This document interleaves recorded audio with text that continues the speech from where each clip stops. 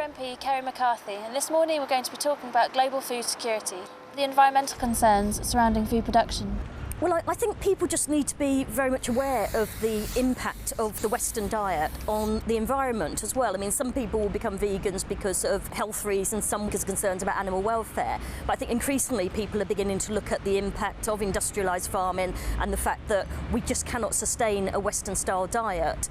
The world's population is predicted to grow from 6.7 billion at the moment to 9 billion by 2050. And even if we don't have those levels of population growth, even if we stick to current levels, it's estimated that if everyone adopted a Western-style diet, we'd need 3 planets the size of Earth in order to sustain ourselves.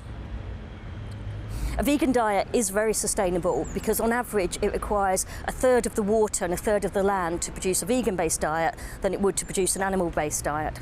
And that's because farmed animals eat much more protein than they produce. Most of the protein that they consume is used to actually to live, to keep themselves warm, to repair injuries, rather than to actually what you could describe as grow milk, eggs or meat. More water and land is therefore needed to produce cattle feed, for example, which leads to deforestation, scarcity of water supplies, soil erosion, and the pesticides have a damaging effect on the environment as well.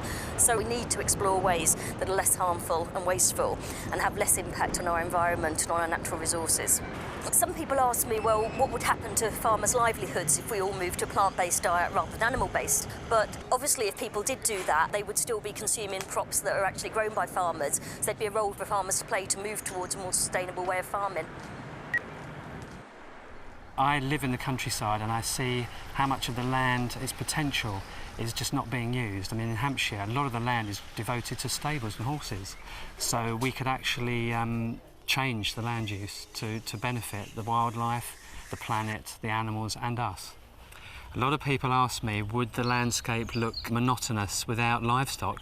I mean, I could say that we've actually created an artificial landscape which was more diverse before, with trees and wildlife, and we would actually encourage the diversity of crops. We would be seeing orchards of nuts and fruit. We would encourage a lot of understory shrub layers of soft fruit, a great diversity of vegetables and cereal crops. It would actually be a much better mixture of crops instead of huge monocultures of acres and acres. Because of the diversity, you would get more habitat for the wildlife. It would actually encourage the wildlife, which is under a great pressure with the current conventional farming. The bees here are very important. They actually operate at much lower temperatures than honeybees. They come out earlier and they feed later, so you're getting good pollination. I know also here there are 3 species of parasitic wasp, which means that you have a reduction in caterpillar numbers, which cause a great deal of damage to cabbages and broccoli and kale, and hardly any damage is seen here. The hedgerows are kept very thick. They're not cut every year, so they're richer for wildlife, and they're also connecting annuals between the hedgerows across the fields, which act as beetle banks and wildlife corridors. What these methods do is that they actually benefit the biodiversity. You have more predators which keep a balance. You don't have the pest and disease problems. Could we manage on a plant-based diet in the UK? A lot of work being done with agroforestry is showing that we could have a lot of the crops growing here that we're actually importing at the moment. And a lot of things could still be grown outside. We wouldn't have to have heated greenhouses. And even just with the polytunnel like we're seeing here, it's surprising what you can achieve. We have now several stock-free, commercial stock-free farms like this one. We know that these methods work. Stock-free organic farming is a system of food production which excludes any animal byproducts or any dependence on animal inputs at all. It's not just about growing crops, it's also about the way we interact with what goes on, within nature around us. We've been doing it now for 15 or 16 years. It's working very well, people are very happy with it. I mean, it's nice to have people back on the land, working the land, and everybody's more than happy to be doing it. We've developed a system of fertility building which relies very much on green manures, so we're using plants to produce nutrients which are fixed from the air to improve biodiversity and not relying on importing somebody else's land to support our fertility, which is what most conventional and organic production is dependent on. So we've kind of designed this system which is more or less independent of exterior forces. And because we're building carbon in the soil, this is particularly important, and a very small increase in organic content in the soil has a huge effect in terms of carbon entrapment. In fact, this is one of the biggest carbon sinks possible, soil.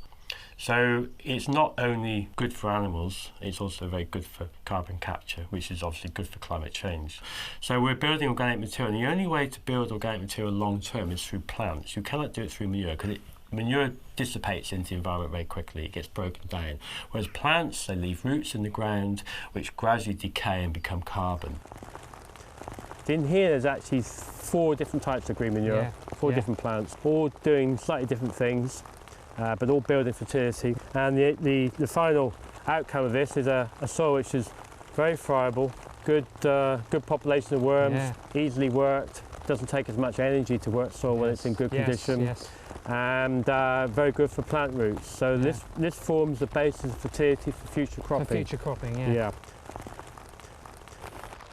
We grow a whole range of crops, 70 different types of vegetables. Almost 300 sowings a year, almost 1 sowing every day on average. So it's making the best possible use of land to feed people, which is really what farming should be doing. And I do very much hope that there will be a transition from the conventional type of agriculture we have now to a stock-free agriculture in the future. Right, okay. Thanks a lot. See you again. Welcome. See you later.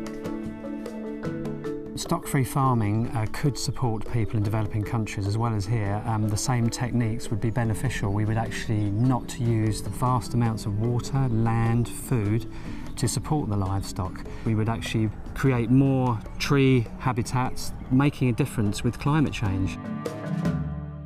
It's been interesting looking at the way the environmental debate has developed. I mean, initially people thought carbon emissions, that's about the energy we use in our homes, or it's about the amount we drive or the amount we fly.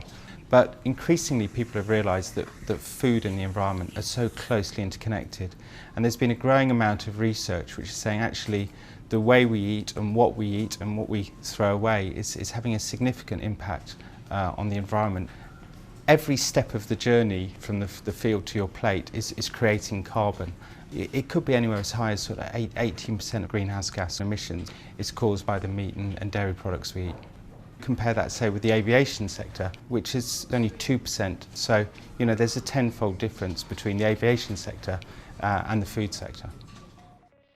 We only have one planet, and it's a defined size. There's only a certain amount of arable land, and a lot of that's being increasingly degraded through animal agriculture. In Australia, certainly hard-hooved animals and many other parts of the world are degrading the quality of the land, and we need to be very careful with the way we farm in order to make sure that that land is there to sustain us for future generations.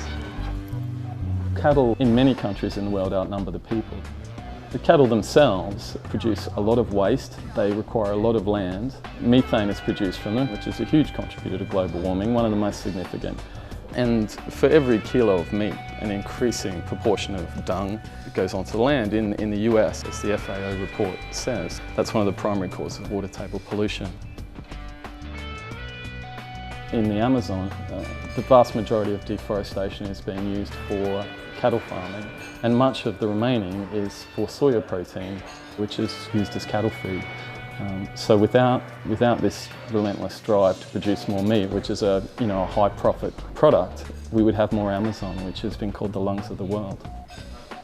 In addition to its contribution to climate change, you have to look at species loss. You have to look at the native people who live there and so on. The number of birds, the number of animals that live in a given area of forest are essentially wiped out by it being converted to forms of agriculture. It's like someone going into the Louvre in France and just smashing it up. I mean, it's mindless and it's just so unnecessary, and we're destroying something that can't be replaced. There are a host of things we could do that will have a really significant effect on climate change as a society. Things that we're looking at are things like transport, our energy supply, and then you have the way we use animals. Given that global livestock production is causing more greenhouse gas emissions than all forms of transport put together, I think we're confronted with a question: do we totally re-engineer our energy and transport systems, or do we just give up eating what I think are often unhealthy and cruel products? There's also the case of fish stocks. Most of the major ways in which fish are caught are fairly unsustainable. We have things like drift net fishing, which is completely indiscriminate and catches every sort of fish in the ocean. Then you have trawling, which trawls the ocean's floor, reducing plant biodiversity, destroying reefs. And people often say that fish farming is a sustainable option, but actually an even greater number of fish are required to be caught from the wild in order to feed those fish.